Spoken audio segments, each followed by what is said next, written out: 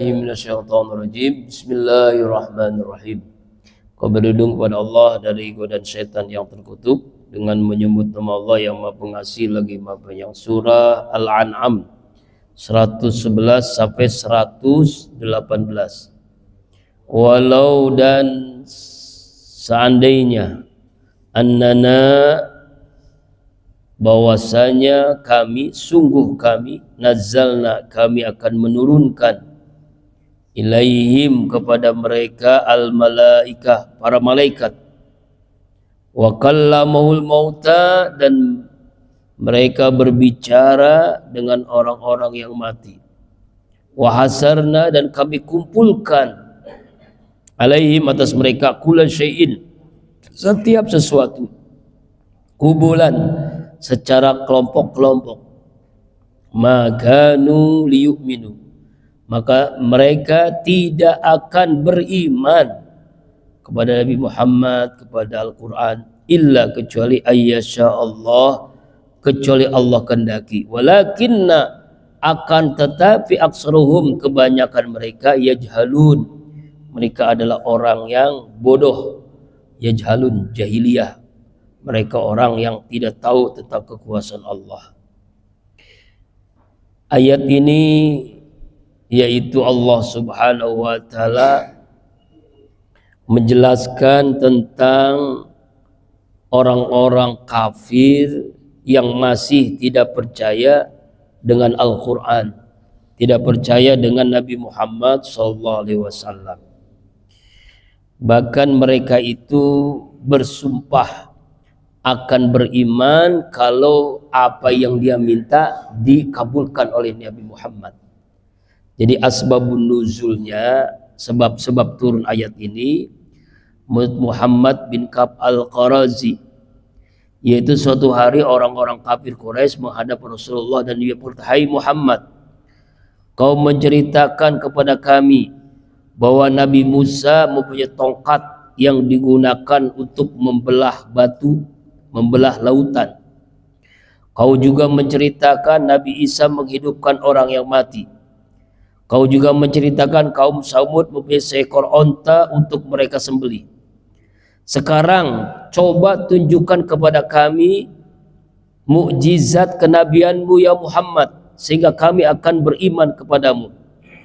Rasul bertanya, "Apa yang kalian inginkan?" Orang-orang kafir itu ngomong begini, "Jadikanlah tuh bukit Sopa itu emas.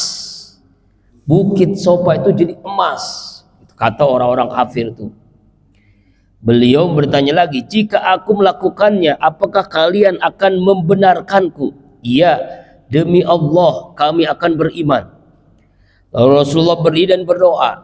Lalu ketika itu langsung Jibril, malaikat Jibril datang dan berkata, "Jika engkau menginginkannya, bukit ini akan menjadi emas." Kata malaikat Jibril, "Ini bukit Sopa akan menjadi emas kalau engkau menginginkan. Namun jika kau mau tinggalkan mereka, sehingga beberapa orang di antara mereka akan bertaubat kepada Allah." Artinya mereka itu memang menginginkan sesuatu yang aneh, beriman tapi pengen dunia, pengen emas. Nah, ada kan orang begitu ya, jangankan zaman dulu ya, zaman sekarang juga banyak orang mau sholat kalau dapat duit, orang mau ngaji kalau dapat emas, dapat duit. Nah itu ya, dapat dunia. Yang begitu masih begitu, iman kita masih apa ya, masih bisa dilihat dari dunianya, belum keyakinan yang mantap.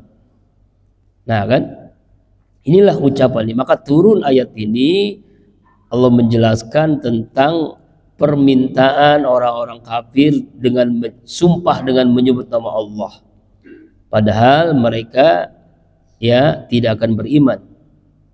Bahkan au ta'tiya billahi au malaki qabila, Allah datangkan malaikat ke depan mereka, mereka tidak aja, tetap sama aja nggak beriman. Ayat ini juga dijelaskan di dalam surah Al-Furqan 21. Wa qala alladzina la yarjuna liqa'ana laula unzila alaihinal malaikah au nara rabbana laqad istakbaru fi anfusihim wa atawtuwan kabira. Berkatalah orang-orang yang tidak menanti-nanti pertemuan dengan kami, mengapa terjadi kepada kami malaikat, atau mengapa kami tidak melihat Tuhan, sehingga mereka memandang besar tentang diri mereka dan mereka benar telah melampaui batas dalam kezaliman. Begitu ya.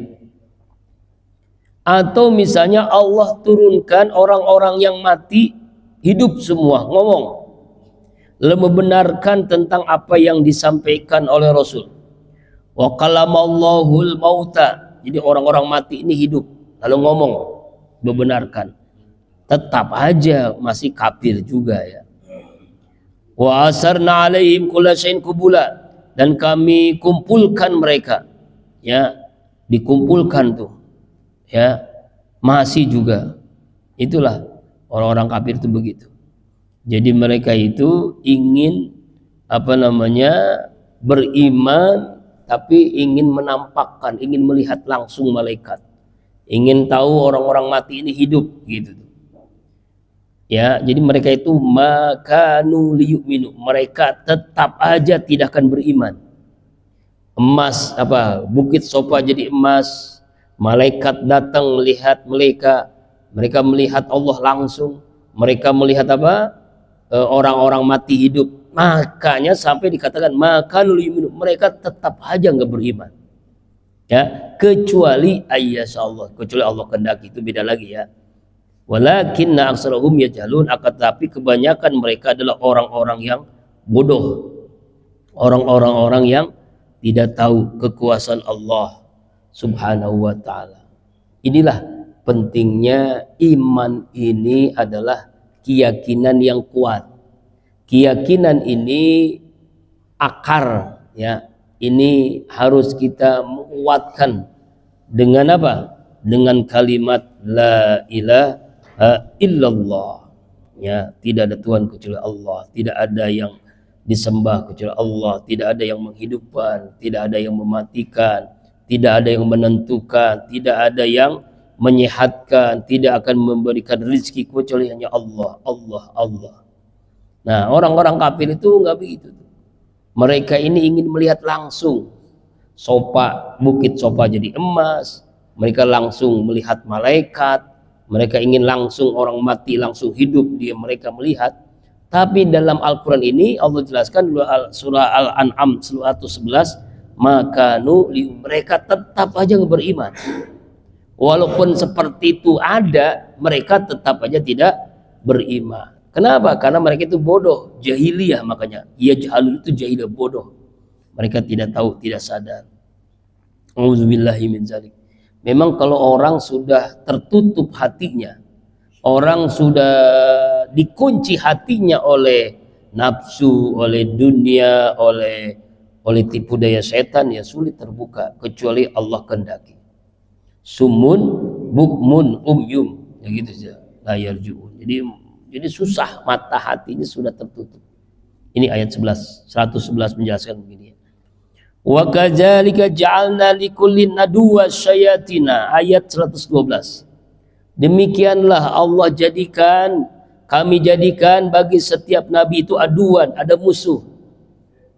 Setiap nabi pasti ada musuhnya. Nabi Musa Firaun, ya kan ya. Nabi Ibrahim Namrus, musuhnya banyak, ya kan. Nabi kita Muhammad SAW Abu Jahal, Abu Lahab, Abu Gosok, abu-abu yang lain lah. Ya, itu kan musuhnya Nabi. Setiap Nabi ada musuh aduan. Syayatinal insi wal jinni, baik berupa setan jin ataupun setan manusia atau jin. Jadi Quran menjelaskan musuh Nabi ya setan. Musuh Nabi setan. Itu ya. Musuh Nabi setan. Yuhi ba'dum ila ba'din, yang membisikkan sebagian mereka kepada sebagian lain. Juhrufal qawli jurura, dengan ucapan yang dipalsukan. Gurura sebagai tipuan belaka. Jadi memang itulah yang dikatakan setan jin, setan manusia yang dengan bahasa-bahasa menipu, dengan bahasa-bahasa menggoda, menjerumuskan manusia. Itu. Jadi setiap nabi itu pasti ada musuhnya. Walau syaa rabbuka ma fa'aluhu fazarhum wa ma yaftarun. Seandainya Allah kehendaki, Tuhanmu menghendaki, maka tidak akan mereka mengerjakan bisikan-bisikan itu. Fazarhum, maka biarkanlah mereka, wa ma yaftarun, dan apa-apa yang mereka ada-adakan, yang mereka bohongi. Jadi Allah Subhanahu wa taala ini menjelaskan di ayat 112 Al-An'am tentang musuh-musuh para nabi. Semua nabi itu pasti ada musuhnya. Nah, musuhnya itu ya golongan jin ataupun manusia. Ya, itu musuh-musuhnya. Dengan berbagai cara, ya kan?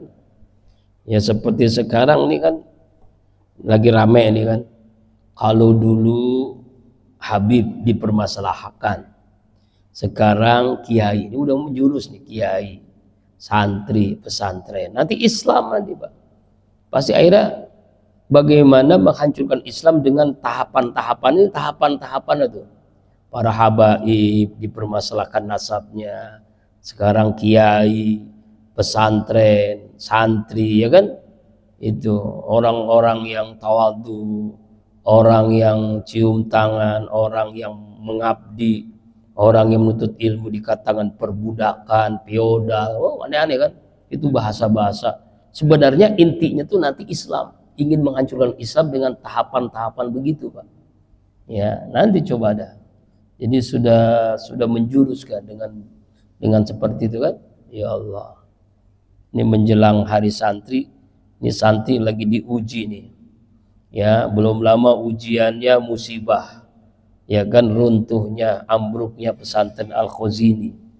Nah, sekarang diuji dengan ada yang memfitnah, ya, feodalisme, perbudakan di pesantren.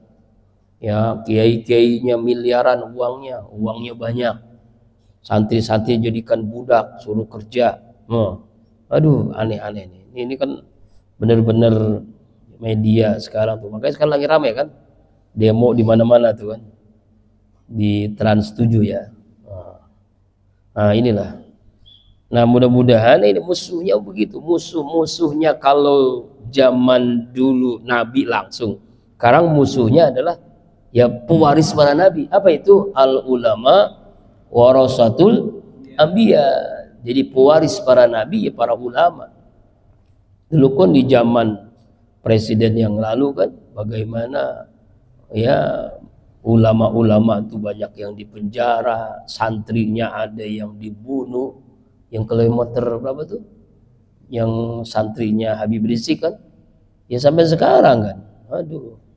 Itu kan pembunuhan, sangat pembunuhan tuh, jelas-jelas pembunuhan. Orang ngawal kok dibunuh gitu, ngawal ulama dibunuh. Karena yang di targetnya ulamanya nggak kena, akhirnya yang ngawalnya dibunuh. Allahu Akbar. Itu kan begitulah caranya kan. Nah, sekarang udah mulai targetnya sekarang itu pesantren, ya kan? Targetnya kiai, targetnya santri. Nanti apalagi nih? Kan begitu. Coba lihatin. Inilah PKI gaya baru. Kalau dulu kan PKI menampakkan namanya Partai Komunis Indonesia.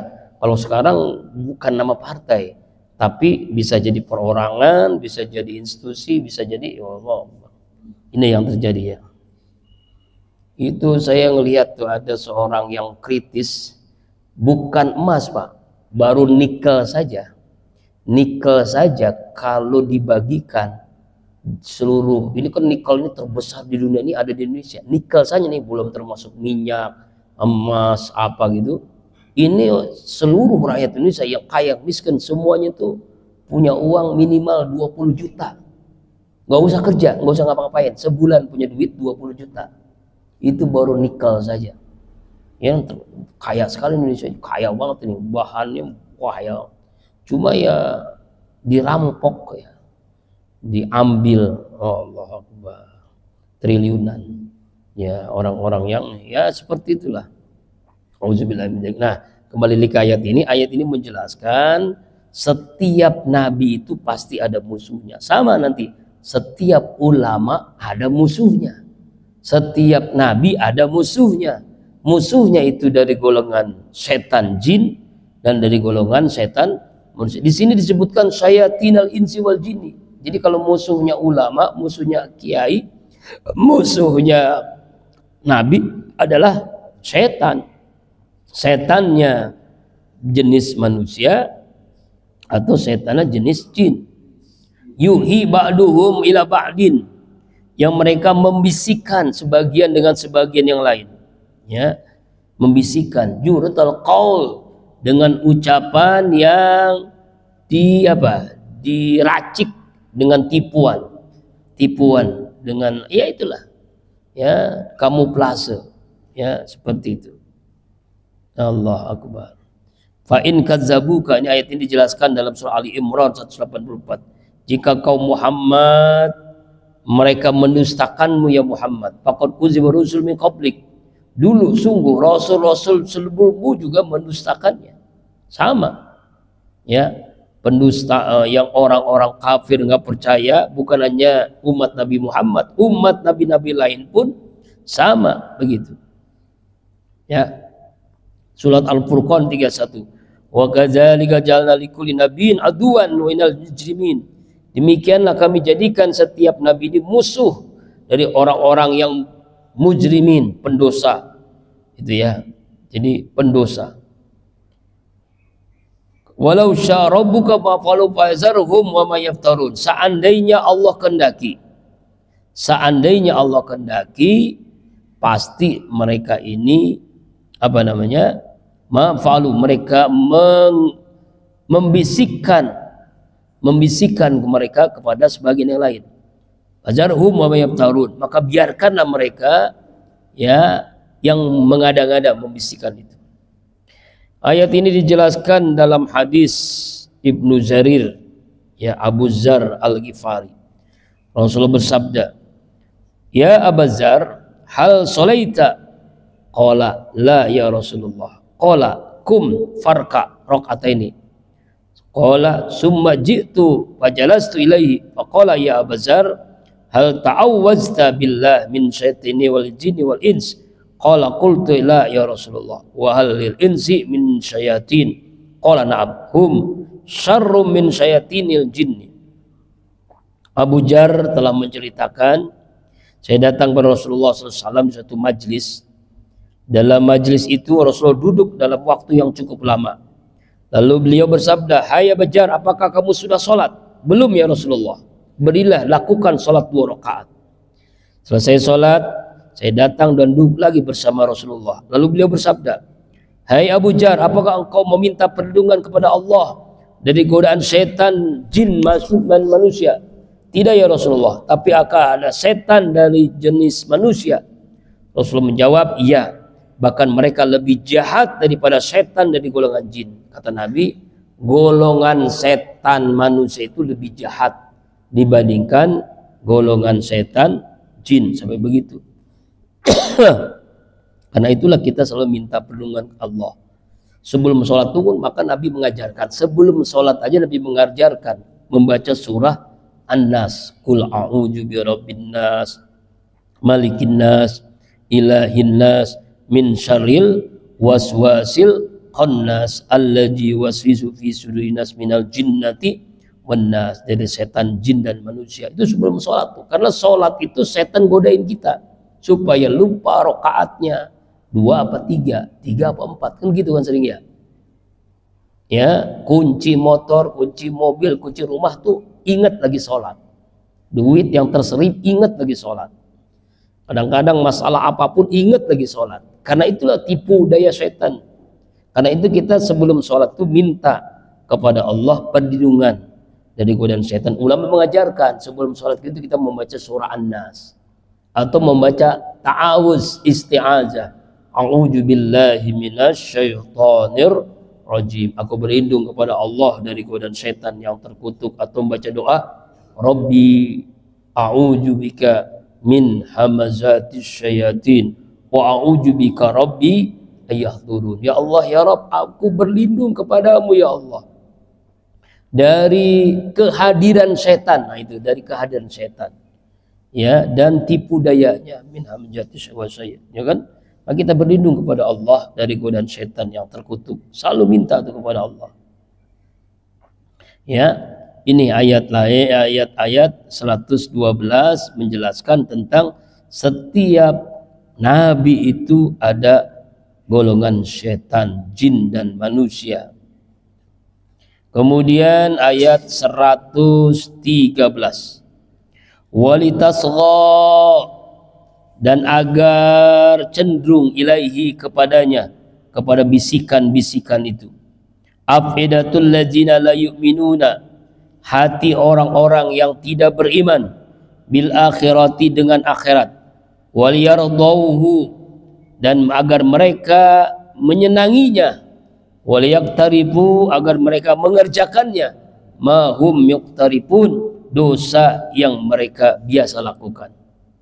Di ayat 113 ini Allah menjelaskan tentang, masih melanjutkan ayat yang tadi. Setan ini kan membisikkan hati manusia kan Pak ya, agar kita mendengarkan apa yang rayuan tipu daya setan ini, baik golongan jin ataupun manusia. Yang orang-orang mereka ini adalah orang-orang yang tidak beriman dengan akhirat. La yu'minuna bil akhirah, tidak percaya dengan akhirat. Orang kafir nggak percaya. Kalau orang mati ya mati aja, udah selesai. Ya kan, itu orang kafir. Makanya orang kafir itu nggak percaya. Ya, karena apa ya, udah hidupnya di dunia aja. Kalau udah mati ya mati aja. Justru akhirat kita ini, bentuk keimanan kita ini meyakini bahwa ada akhirat setelah dunia. Ada hidup setelah kita mati, ada hidup lagi. Hidupnya beda alamnya, alam akhirat nanti. Nah, orang-orang kafir nggak percaya tuh Pak ya. Orang-orang kafir tidak percaya, ya kan? Allah Akbar. Nah ini, jadi ayat 113 ini ya agar ya kita ini cenderung kepada bisikan itu. Hati-hati orang kafir memang tidak percaya. Wa yadallah, agar mereka menyenangkannya. Waliktaripu, agar mereka mengerjakannya. Mahum muqtaripun, apa-apa yang mereka bisikan, ya, yang mereka bisikan. Ya, seringkali nggak sadar kan. Ya, banyak kan orang-orang Islam itu nggak sadar tipu daya setan melalui ya alat musik, melalui pergaulan, melalui media, melalui framing negatif, melalui ajakan-ajakan, melalui olahraga, melalui yang disenangi ya oleh manusia itu. Nggak sadar kan? Itulah bisikan-bisikan lewat apa? Lewat macam-macam yang menyia-nyiakan. Auzubillahi min dzalik. Maka Rasulullah mengingatkan, hubbud dunya kullu rosi qulihah, cinta dengan dunia itu awal segala maksiat. Auzubillahi min dzalik. Makanya hati-hati nih. Ya, kita harus hati-hati terhadap tipu daya setan, jin ataupun manusia. Lebih halus dari apa yang kita tidak sadari gitu kan. Kadang-kadang nggak sadar kan, kita tertipu oleh tipu daya setan dan kutu. Kemudian ayat 114. Apa ghairallah, apakah selain Allah? Abtagi, aku mencari hakaman, seorang hakim. Wallazi, padahal dialah Allah, allazi anzailaikum, yang telah menurunkan kepada kalian semua Alkitab, akan Alkitab Quran, mufassala, dengan terinci, dengan sangat jelas. Wallazina atainahumul kitab, dan orang-orang yang telah kami berikan mereka akan kitab, Taurat, Zabur, Injil, ya'lamuna, yang mereka mengetahui, annahu, bahwasanya Al-Quran itu munazzalun, diturunkan, min rabbika, dari Tuhanmu Allah, bil haq, dengan benar, dengan hak. Wala takunanna, maka janganlah sekali-kali kalian menjadikan minal mumtarin, bagian dari orang-orang yang ragu. Jadi jangan sampai kita ragu apa yang telah diturunkan. Allah Subhanahu wa taala menjelaskan di ayat 114 ini. Ya. Memang patut gak selain Allah itu mencari seorang hakim yang adil? Makanya Allah itu al-adlu, maha adil. Hakim yang paling adil itu hanya Allah subhanahu wa ta'ala. Allah telah menurunkan Al-Quran jelas, dengan terperinci, dengan penjelasan yang lengkap, ya, Al-Quran. Jadi Al-Quran ini Pak menjelaskan seluruh aspek akidah, ibadah, hukum, sejarah, berumah tangga bagaimana caranya, berekonomi, berdagang, bermasyarakat, berpolitik, berbudaya, semuanya ada dalam Al-Quran. Makanya kita kaji terus, kita baca terus, kita pahami isinya, terinci penjelasan Allah tentang seluruh aspek kehidupan itu sangat jelas, sangat terperinci. Ya, mufassala. Jadi Al-Quran itu menjelaskan sangat jelas, sangat terperinci. Ya, tentang bagaimana rumah tangga, kewajiban suami, kewajiban istri, haknya suami, haknya istri. Jelas dalam Al-Quran ada. Cuma kita memang belum membaca secara lengkap. Tentang harta, ada zakat, ada infak, ada sodakoh, ada wakaf. Ada namanya harta warisan. Bagaimana cara pembagiannya, lengkap dijelaskan dalam Al-Quran. Makanya nggak ada kitab yang selengkap Al-Quran. Apapun dijelaskan, ada. Walaupun nanti ada ayat-ayat yang isinya secara global nanti dirinci oleh hadis. Misalnya Al-Quran memerintahkan sholat, aqimus sholat, caranya sholat bagaimana dijelaskan oleh hadis, ya, itu misalnya. Nah, tapi Al-Quran itu memang seluruhnya lengkap ada. Makanya seluruh kitab yang diturunkan, Taurat, Injil, Zabur, mereka tahu bahwasanya itu adalah munazzalum mir rabbik, diturunkan dari Allah. Dirutkan dari Allah melalui malaikat Jibril kepada Nabi Muhammad bil haq, dengan hak, dengan benar, dengan dengan jelas lengkap, ya, tidak ada dikurangi satu ayat pun. Makanya fala takunanna minal mumtarin, janganlah kalian menjadi orang-orang yang ragu dengan Al-Quran. Jadi kita nggak boleh ragu dengan Al-Quran, Pak. Mesti yakin, seyakin-yakinnya. La syakka wala as'al, kata Rasulullah. Saya tidak ragu dan saya akan tidak bertanya. Orang itu kan ada tiga, Pak. Ada sami'na wa ata'na. Dia dengar, dia taat. Yang kedua ada sami'na wa pikir-pikirna. Pikir-pikir dulu tuh, ya. Dengar dia tapi pikir-pikir dulu. Kalau enak baru diamalkan. Kalau nggak enak ditinggalin. Ada sami'na wa asa'na, orang kafir nih. Dia dengar tapi dia tidak mau mentaatinya. Nah, ini orang kafir. Nah, Al-Quran ini kita jangan sampai ragu. Kalau sudah ragu dengan Al-Quran, nanti berikutnya kita termasuk orang-orang yang munafik. Jangan sampai, Pak, ya. 115. Watammat, dan telah sempurna kalimat rabbika, kalimat-kalimat Tuhanmu, yaitu Al-Quranul Karim, sempurna. Sidqon, kebenarannya, wa adlan, dan keadilannya, la mubaddila li kalimatihi, tidak ada yang bisa mengubahnya, mengurangi, menambah, nggak ada. Li kalimati, kalimat-kalimat Allah. Jadi Al-Quran dari turunnya sejak 14 abad yang lalu sampai hari ini, bahkan sampai kiamat, tidak ada yang bisa merubahnya. Menambah-nambahinya nggak bisa, mengurangi juga nggak bisa. Itulah Al-Quran. Makanya Allah mengatakan inna nahnu nazzalna zikra wa inna lahu lahafizun. Sungguhnya Al-Quran ini kami turunkan dan kamilah yang akan menjaganya. Jadi sangat jelas, sangat terang. Tidak ada sedikit pun yang ditambah, yang dikurangi, yang dihilangkan, nggak ada. Semuanya lengkap.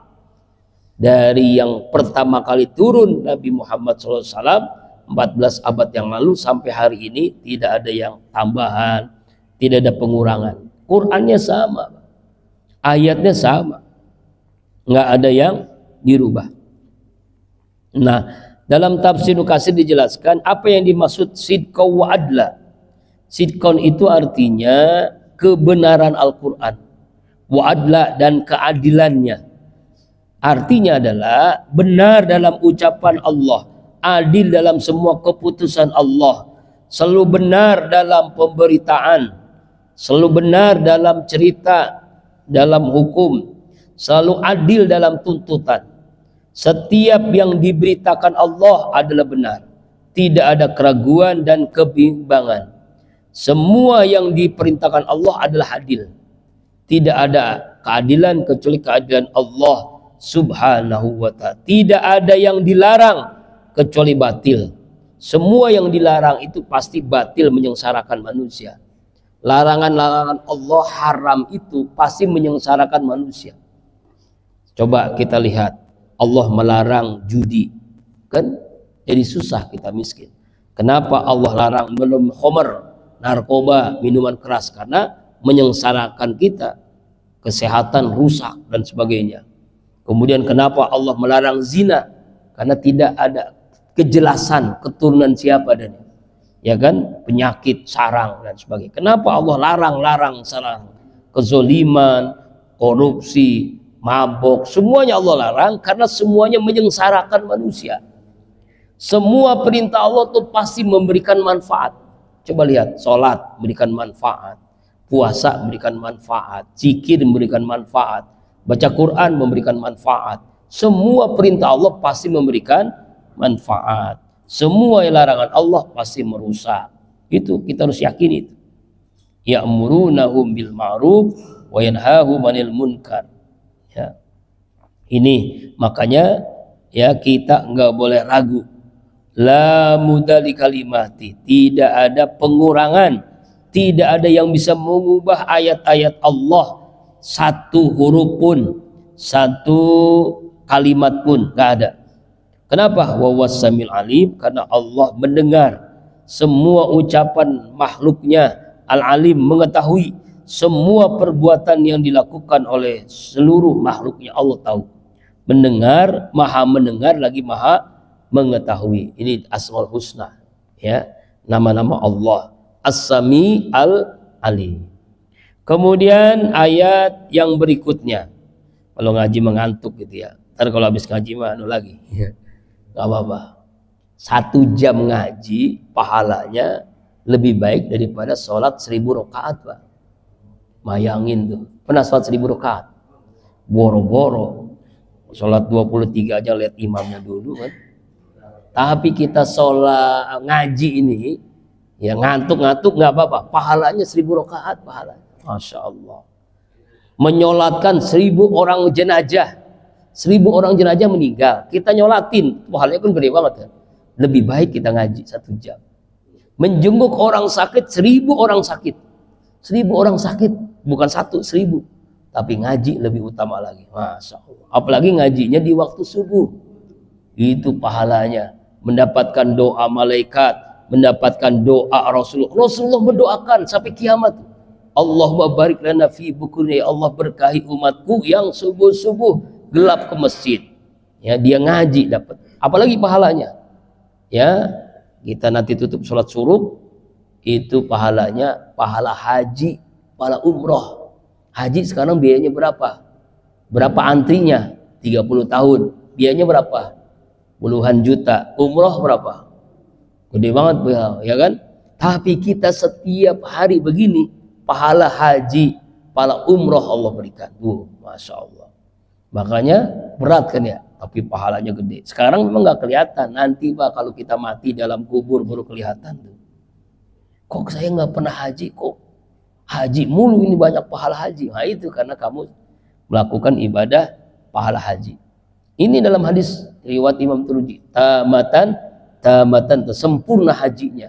Haji yang mabrur, haji umroh yang mabrurah. Siapa yang melaksanakan ibadah sampai sholat suruh? Allahu Akbar. Semoga Allah berikan itu kepada kita semua ya. Yang ngaji ngantuk-ngantuk, pokoknya lawan aja.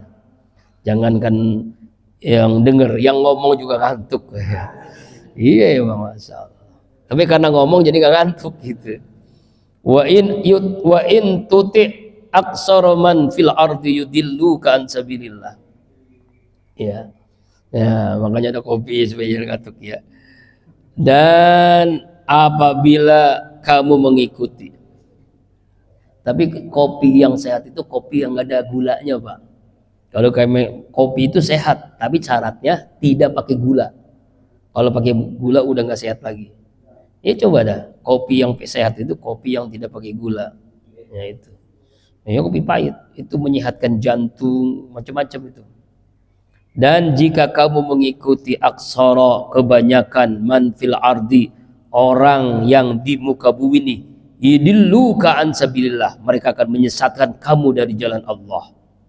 Iyatabina illa zonna, tidaklah mereka mengikuti kecuali hanya dengan pradugaan saja. Wa inhum illa yakhrusun, tidaklah mereka kecuali hanya berbohong saja.